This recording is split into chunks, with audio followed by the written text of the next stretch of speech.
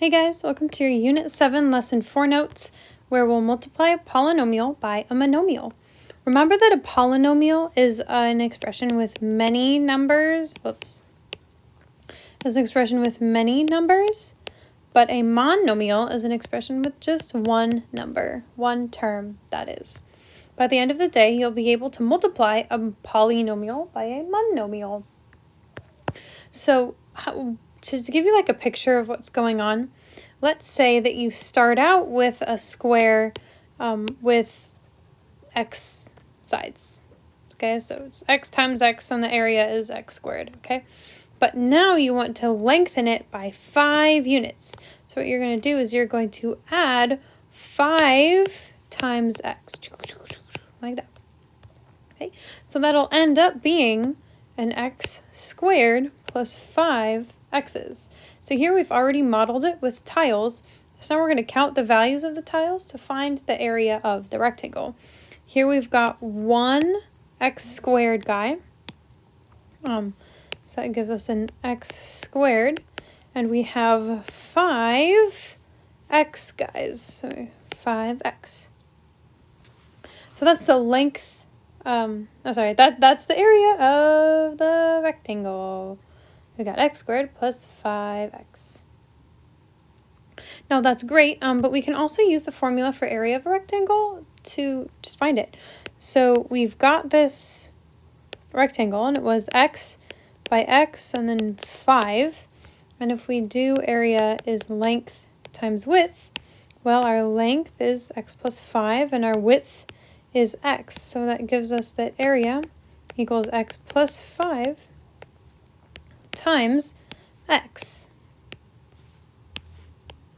Now as you would multiply this out, you can use the distributive formula, giving you an x times x, which is x squared, plus x times 5, which is 5x.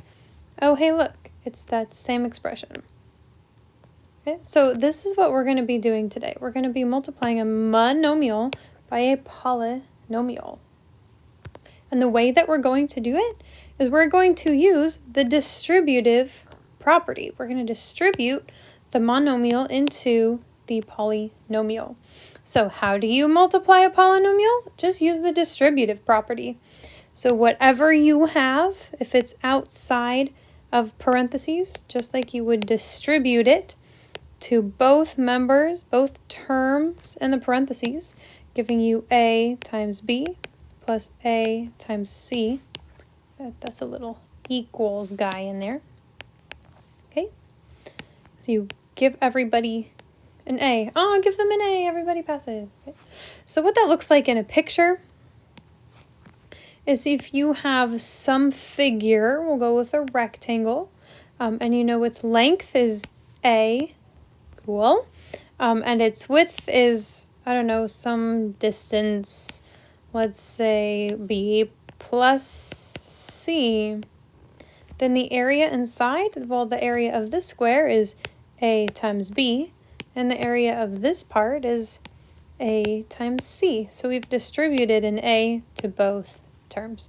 It's AB plus AC. Cool. So this is saying that A times B plus C equals AB plus AC. So now let's do 2 quick practice problems. We need to find the product using the distributive property. So we're going to distribute y to both of these guys. That's the same thing as y times y plus y times 5, because each of our guys has a y now. Y times y is the same thing as y squared. Y times 5 is the same thing as 5y. And now we're done. Let's do another one. Here we've got 3x cubed times this expression. But don't worry, we're just going to distribute this 3x cubed to each of these guys. So that's going to be the same thing as 3x cubed times 2x squared. Oh, helpful hint. Rewrite your minuses as plus a negative. because what we're going to do, here I'll zoom out and spread out, is we're going to take this 3x cubed, we're going to distribute it to everybody. So we got 3x squared plus something times negative 5x plus something times 8. Okay? So this 3x cubed is going to be multiplied by each of these guys. So we've got 3x cubed times 2x squared plus 3x squared times negative 5x plus 3x squared times 8. So everybody gets a 3x squared. In this guy, we have two coefficients to combine. That'll give us 6. Then we have x to the 3 plus 2 power. We'll come back to that later. On this guy, we've got 3x times negative 5x. So we combine our numbers. 3 times negative 5 gives us a negative 15. And then we add our exponents together. Remember, this is a little 1. So we have times x to the 3 plus first power. And then in our last term, we combine our numbers together, giving us 3 times 8, which is 24. And we're left with x cubed all by itself. Okay, now let's see what we've got. We have 6x to the 3 plus 2 is 5, plus a negative gives us a minus. 15x to the 3 plus 1 is 4th power, plus 24x cubed. And that's our final answer. So all we're doing here is we are using the distributive property. We distributed a 3x cubed to everybody, and then we used our powers of exponents to simplify each term. Cool? Cool. We're going to put this into practice to solve equations. Okay. Now, my hint for solving equations is to look at it like two different sides and simplify them best you can. So when I look at this guy right here, I want to distribute my 11 to both terms. So that's going to give us the same thing as 11y minus 11 times 3. Oh, also we have a plus 5. But we distributed 11 to both y and negative 3. 11y can't be simplified, but negative 11 times 3 is negative 33 plus 5. And then finally, negative 33 plus 5 is the same thing as negative 28. So on this side, we have 11y minus 28. Okay, cool. Now let's simplify the other side. On this side, we can distribute the 2 to both terms. So that's the same thing as 2y plus 2 times 22, because the 2 went to both of them.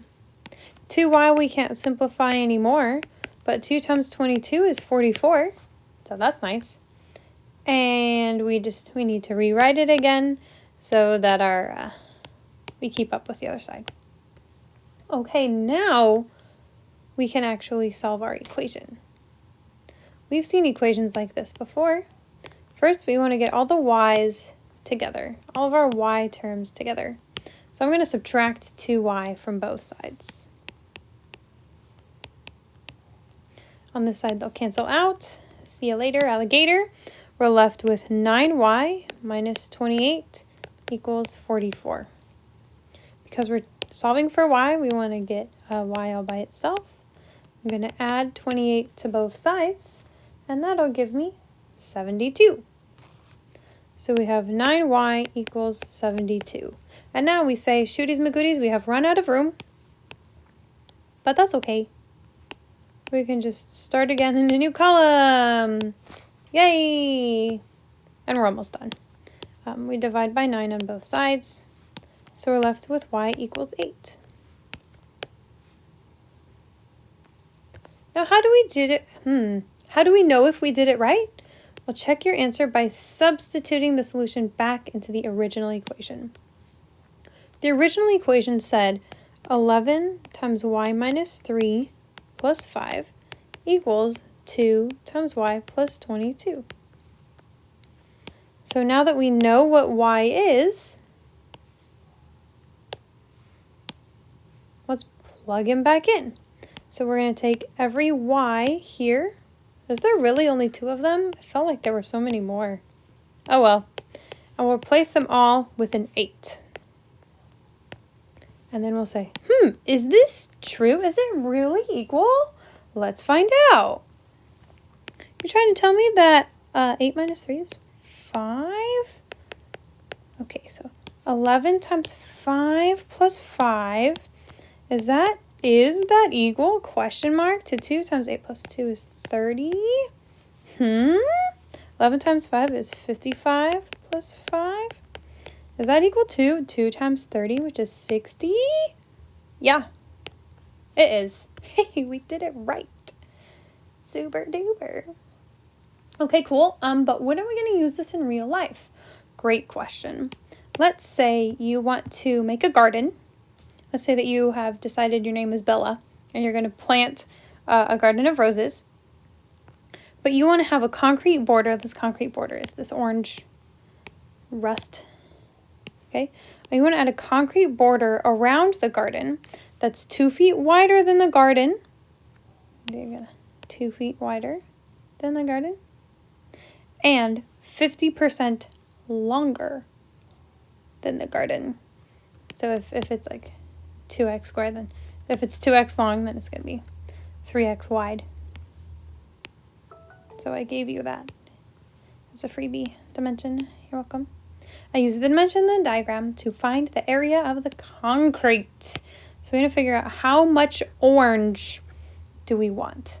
And the pattern here, spoiler alert, was jumping down to step 3, is we're actually going to end up taking the orange area. You're going to take the large area, and you're going to do the orange area minus the white area.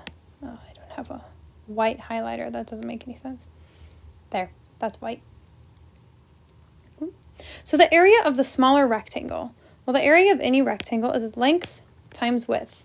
And I, being the genius that I am, just covered them both up. So area equals length times width, which is x times 2x.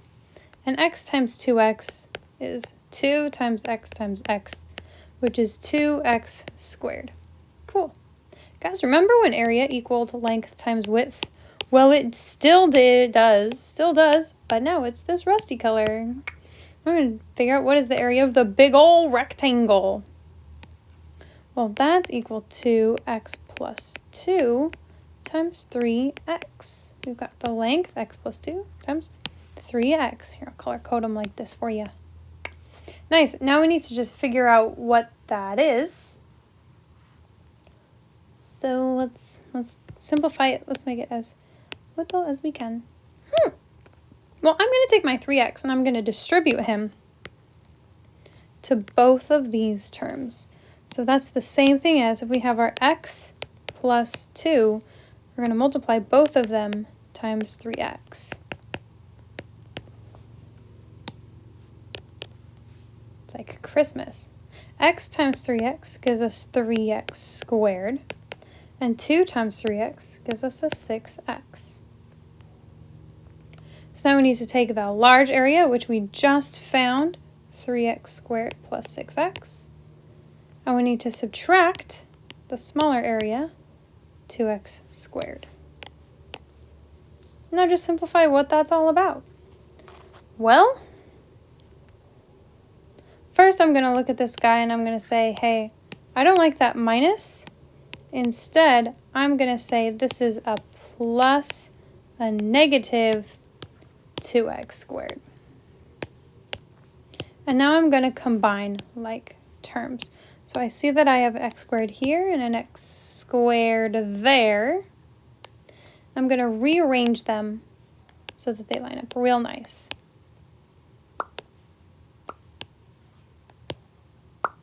Cool.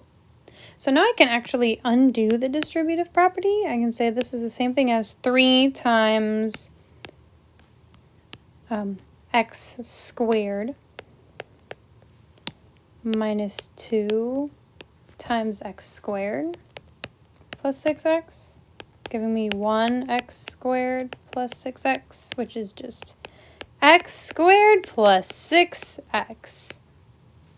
And however big she can put her space, that's how, that's the dimensions she'll need for her concrete. If this step was confusing and you want to do another one, think of it this way. Think of it as saying, okay, so we have our two, we have our two polynomials here, and we're going to solve this by way of the column strategy. So I'm going to take it and I'm going to line it up, similar terms like this. This had a plus nothing on it. 6x plus nothing is still 6x. 3 minus 2 is a 1, x squared. But of course you don't need a 1 in front. So you still get x squared plus 6x. And there you have it. Remember to combine like terms. Remember to distribute. And finally, have a wonderful time on your homework.